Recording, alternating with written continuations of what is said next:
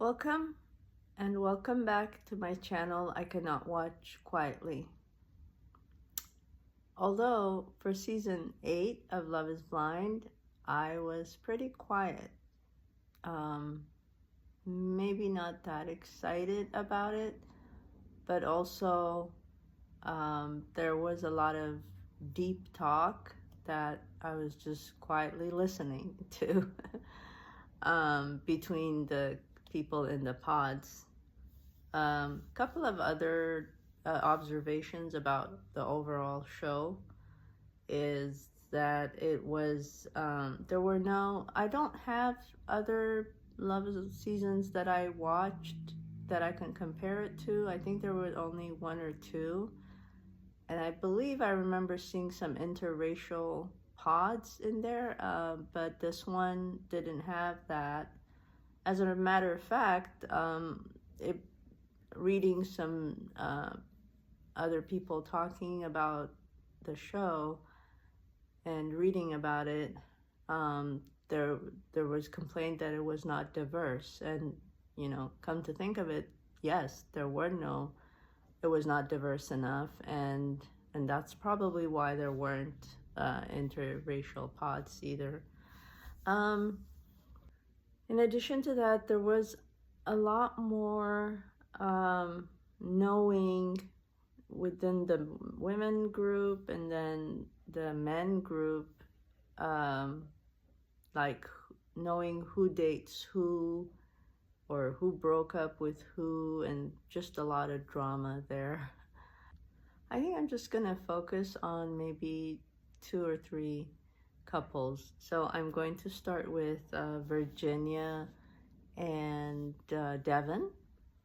I rooted for them. I was hoping they would be together. She's pretty, she's smart, wise, I especially appreciated the advice she gave to Meg at the end. Unfortunately, Meg didn't use it, which is something about the ego. You're gonna have to break your ego. But in addition to that, I liked how she was complimenting Devin. That's something, it's good to think about. Personally, I don't do that. Like, especially if you think about it, you might as well just compliment, say it out loud. And it's nice to compliment the men you're dating. But I see how he's more extrovert, energetic, and she's on the calmer side. Typically it's opposite attract, but maybe it's not gonna work out in this case, and he's thinking that she's hiding something, but I don't know what he's expecting from her. Is maybe something is gonna come out during the honeymoon, but I don't know what he thinks she's hiding. And then Sara and Ben, it seemed kind of superficial for him. Like, her heart was telling her the right thing, that this doesn't match for her. Him being unaware of things, or just, I would share her opinion on that. Like, you have to have sentiments about things that go around, have opinions. You can't be like, oh, I'm just living my life. So yeah, and then just for the sake of marrying her or asking her to marry him, he's like saying, okay, sure, I can do that. Like, no, that's not gonna happen overnight. Like, if you're not that person, you're just not that person. And then there are the 3 M's and A. It helps me remember the names. It's Alex, Madison, Mason, and Meg. Yeah, I think Madison is at fault here. She just did a lot of, I think she messed up Meg.